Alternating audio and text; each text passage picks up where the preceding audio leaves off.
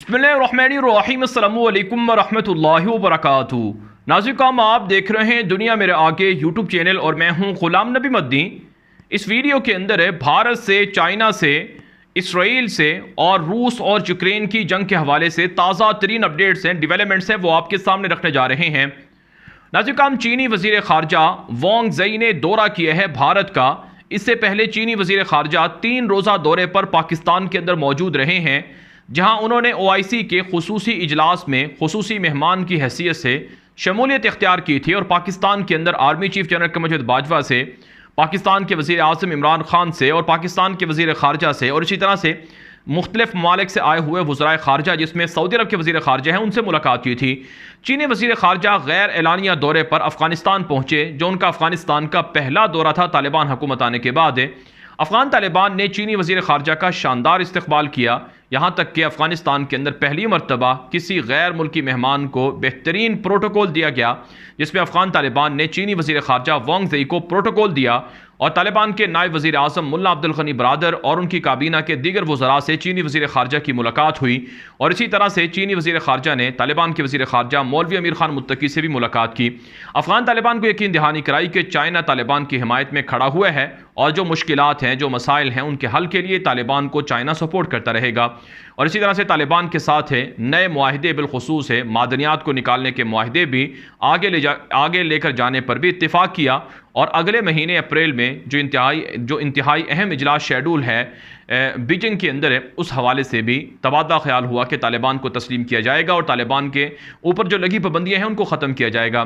नाज़रीन, कल का दिन तालिबान के लिए बहुत अहम रहा था, क्योंकि कल जहां चीनी वज़ीर ख़ारजा अफ़गानिस्तान के काबुल में मौजूद थे, वहीं नाज़रीन कल के दिन जो रूसी सदर व्लादिमीर पुतिन के जो खुसूसी मुशीर हैं अफ़गानिस्तान के हवाले से, जिनका नाम ज़मीर काबुलोफ है, वो भी काबुल के अंदर मौजूद रहे और तालिबान के नायब वज़ीर आज़म मुल्ला अब्दुल गनी बरादर से और वज़ीर ख़ारजा मौलवी अमीर खान मुत्तकी से रूसी मंदूब ने भी मुलाकात की है और तालिबान को यकीन दहानी कराई है कि अफ़गानिस्तान के लिए रूस भी चाइना की तरह ही अच्छे स्टेप उठाएगा, अच्छे इक़दाम करेगा। नाज़रीन, अफ़गानिस्तान के विज़िट के बाद चीनी वज़ीर ख़ारजा वांग ज़ई ने जुमेरात की रात को दौरा किया भारत का, जहां उनकी आज जुमे के रोज़ जो भारतीय वज़ीर ख़ारजा जयशंकर हैं उनसे मुलाकात हुई और इसी तरह से उनकी मुलाकात जो भारत के नेशनल सिक्योरिटी एडवाइज़र हैं अजीत डोवल, उनसे मुलाकात हुई।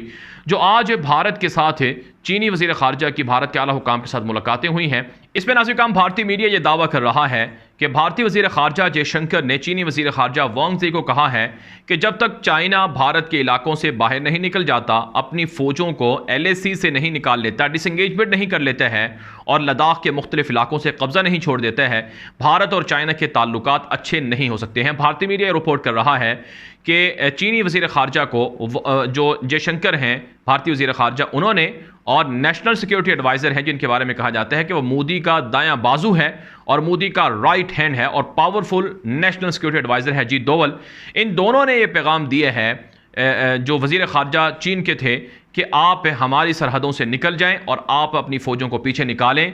जो वादी गलवान का वाक़या पेश आया था 2020 में, 2 साल पहले, उसको 2 साल भी होने वाले हैं, लिहाजा आइंदा कभी इस तरह का वाक़या पेश ना आए, लिहाजा चाइना अपनी फ़ौजें निकाल ले तो फिर भारत और चाइना के ताल्लुकात अच्छे हो सकते हैं। ये भारतीय मीडिया रिपोर्ट कर रहा है, लेकिन नाज़रीन जो अंदर के ज़राए हैं वो ये बता रहे हैं और चीन का मीडिया जो रिपोर्ट कर रहा है वो ये है, ख़बर ये है, असल ख़बर ये है कि चीन ने कहा है कि CPEC का मंसूबा पाकिस्तान के अंदर जारी है और अब हम CPEC के अंदर अफ़गानिस्तान को भी शामिल कर रहे हैं। गवादर पोर्ट के अंदर और दीगर मंसूबों के अंदर भी अफ़गानिस्तान की तालिबान हुकूमत शामिल हो रही है। अगर भारत ने पाकिस्तान के ख़िलाफ़ कोई हमला करने की साजिश की, कोई ऐसी कोशिश की जिससे जंग शुरू हो जाए या जिससे पाकिस्तान के CPEC मंसूबों को नुकसान हो, तो ये चाइना पर हमला तस्वर होगा, चाइना इसको बर्दाश्त नहीं करेगा। ये पैगाम चीनी वज़ीर ख़ारजा ने दे दिया है। आप जानते हैं चंद दिन पहले गालिबन 7 मार्च की तारीख़ थी, जब भारत की जानिब से, जिसके बारे में भारत ने कहा है कि एक्सीडेंटली ये मिज़ाइल फायर हुआ था, पाकिस्तान की हदूद में जाकर गिरा, जिसके बारे में पाकिस्तान की ISPR ने वजाहत दी थी कि भरामूस सुपरसोनिक मिज़ाइल था जो वॉर हेड से खाली था, बारूद धमाका खेज मवाद से खाली था, वो भारत से फायर होकर पाकिस्तान के अंदर आकर गिरा और उससे जो फ़िज़ाई रूट से, जो कमर्शियल फ़्लाइट से, उनको नुकसान हो सकता था। यहाँ तक कि पाकिस्तान के अंदर किसी शहर में गिरता तो उससे नुकसान हो सकता था। तो पाकिस्तान ने इस पर स्ट्रॉन्ग मैसेज दिया था।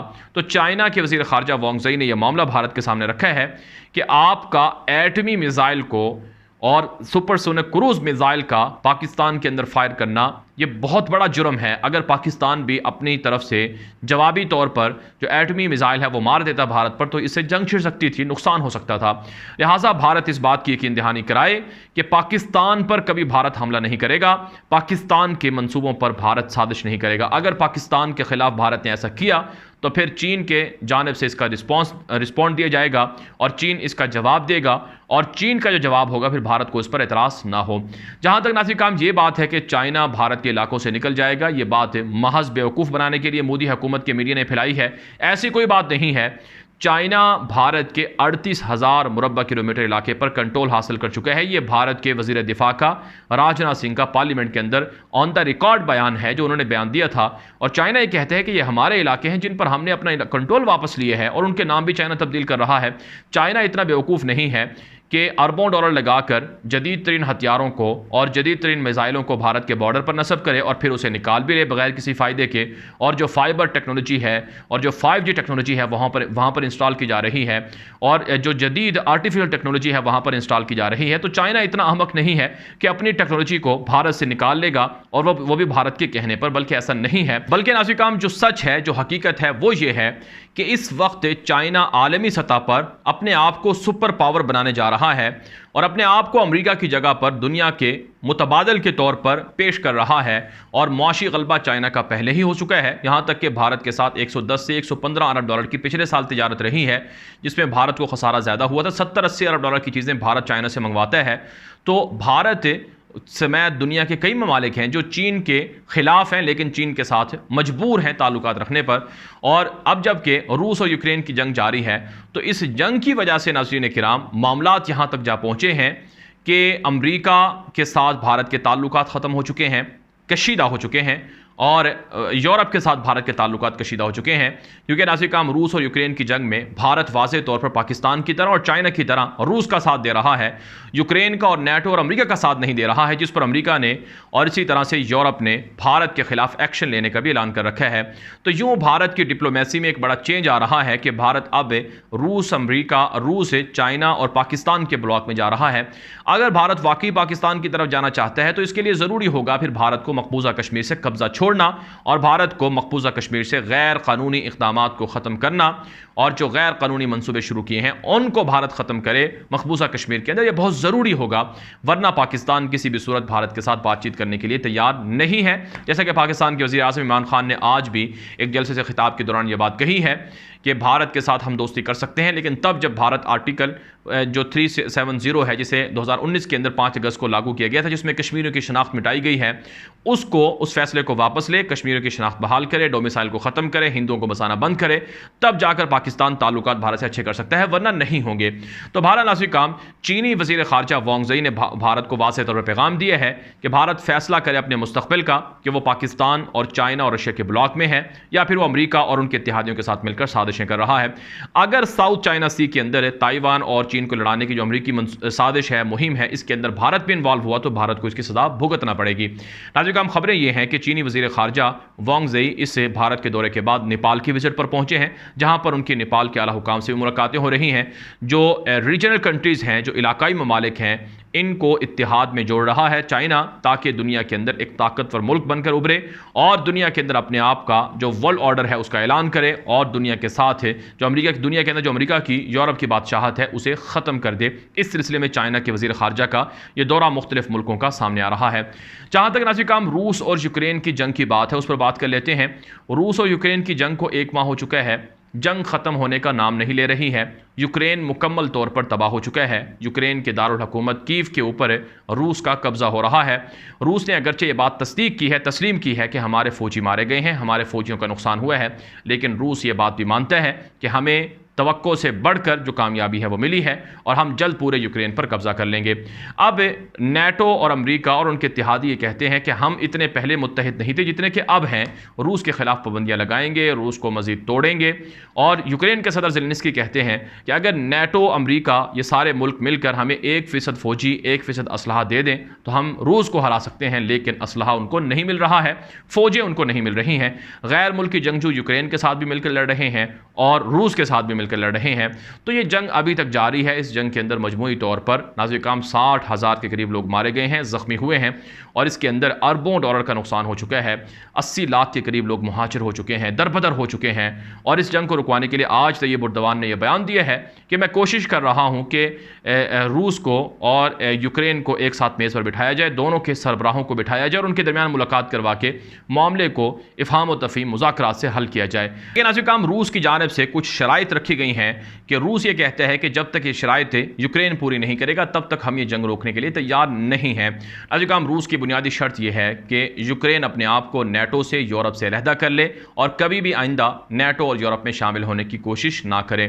नेटो और यूरोप की फ़ौजों को असलहे को भी अपने मुल्क में ना रखे और इसी तरह से जो बायोलॉजिकल वेपन्स की जो लेबॉर्ट्रीज़ या लैब्स बनाई गई हैं उनको ख़त्म करे, खुफिया हथियारों को तल्फ़ करे और इसी तरह से रूस के साथ मुआहिदे करे कि वो अलहदगी पसंद जो थे, जो रूस के बॉर्डर पर बसते हैं यूक्रेनी शहरी, उन पर हमला नहीं करेंगे। यूक्रेन की हुकूमत और पुरअमन तरीके से इख्तिदार की मुंतकली होगी और जो चर्च को अलग किया गया था, कीव के चर्च को रूस के चर्च से अलहदा किया गया था, उसको जोड़ा जाए और इसके अलावा दीगर शराइत भी हैं, लेकिन यूक्रेन ये शराइत मानने के लिए तैयार नहीं है। और नाज़िर-ए-किराम इस पूरी जंग के अंदर जो असल मुजरिम है, जो मुनाफिक है, जिसने जंग भड़काई है, वो अमरीका और यूरोप हैं और उनके इत्तेहादी हैं।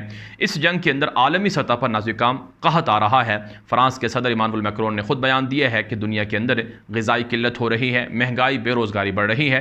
दुनिया के अंदर पेट्रोल महंगा हो चुका है, गैस महंगी हो चुकी है और इसके अलावा जो ग़िज़ाई अजनास हैं उनमें इजाफा हो रहा है। इसका मतलब यह है कि खुफिया ताकतें इस पूरे जंग के पीछे अपने खुफिया मकासद को, अहदाफ को हासिल करने के दर पे हैं। बहरहाल नाज़िर-ए-किराम अब बात कर लेते हैं कि इसराइल और जो अरब रियासतें हैं जिन्होंने इसराइल को तस्लीम किया है, उनके दरमियान नया ब्लॉक बन रहा है जो ईरान के ख़िलाफ़ बनाया जा रहा है। ख़बर यह है कि इसराइल का विज़िट कर रहे हैं एंटोनी ब्लिंकन, जो अमरीकी वज़ीर ख़ारजा हैं, और इसी तरह से बहरीन के वज़ीर ख़ारजा और UAE के वज़ीर ख़ारजा और मराकश के वज़ीर ख़ारजा, ये भी इसराइल के विज़िट पर आ रहे हैं। अमरीका, इसराइल, बहरीन, मराकश, मुत्तहिदा अरब इमारात, नाज़िर-ए-किराम ये 5 मुल्क हैं, इनका नया ब्लॉक बन रहा है। ये बुनियादी तौर पर ये ब्लॉक इस हवाले से है कि ईरान के साथ जो अमरीका के जोहरी मुज़ाकरात चल रहे हैं, इस पर इन ममालिक को एतराज़ है। मसलन बहरीन को एतराज़ है कि अगर ईरान जोहरी हथियार बनाएगा तो बहरीन को ख़तरा है। UAE एतराज़ कर चुका है और इसी तरह से जो इसराइल का इत्तेहादी मराकश है वो भी एतराज़ कर चुका है। बुनियादी तौर पर इसराइल भी दुनिया के अंदर अपनी सियासत को प्रमोट करने के लिए, आलमी सतह पर अपने आप को बढ़ाने के लिए एक तरह से गैदरिंग कर रहा है, नया ब्लॉक बना रहा है और मुखालिफिन को यह कहते हैं कि अगर तुम भी हमें तस्लीम कर लो तो तुम्हें फ़ायदे मिलेंगे, अगर तुम हमें तस्लीम नहीं करोगे तुम्हें नुकसान होगा। नाज़िर-ए-किराम अरब रियासतों ने जिन्होंने फ़लस्तीनियों को धोखा दिया, आज उनको लानतान मिल रही है, उनके खिलाफ पूरी दुनिया के मुसलमान हो चुके हैं। लेकिन ईरान के साथ अमेरिका की डील भी हो रही है और ईरान जोहरी हथियार भी बना रहा है और मुस्तकबिल में सऊदी अरब को, UAE को और दीगर मुल्कों को भी नुकसान होगा। खुद इसराइल इनको नुकसान देगा और इनके पाँव पर कुल्हाड़ी मारेगा, जो बातें अरब रियासतों को समझ में नहीं आ रही हैं। और मज़ीद मुल्कों को भी उकसाया जा रहा है कि वो भी इसराइल को तस्लीम करें, जैसे पाकिस्तान पर प्रेशर है, सऊदी अरब पर प्रेशर है और इसी तरह से इराक पर, मलेशिया पर, इंडोनेशिया पर, बहुत से इस्लामी मुल्कों पर प्रेशर है। और यहूदी ताकतें चाहती हैं कि वो ग्रेटर इसराइल को वसी करें और ग्रेटर इसराइल बनाएं और आलमी यहूदी दज्जाली हुकूमत कायम करें। इसके लिए वो कोशिशें कर रहे हैं। लिहाजा मुसलमानों को समझना है, फ़लस्तीनी मुसलमानों का साथ देना है। ये वीडियो दोस्तों के साथ व्हाट्सएप पर, फेसबुक पर, ट्विटर पर, इंस्टाग्राम पर, हर जगह पर शेयर कर दें ताकि ज़्यादा से ज़्यादा लोग ये मालूमात हासिल कर सकें। मज़ीद खबरों के लिए आप हमारी जो ट्विटर अकाउंट है गुलाम नबी मद्दी के नाम से उसे फॉलो कर लें। अब तक के लिए इतना ही इजाज़त दीजिए। अस्सलामु अलैकुम व रहमतुल्लाहि व बरकातुहू।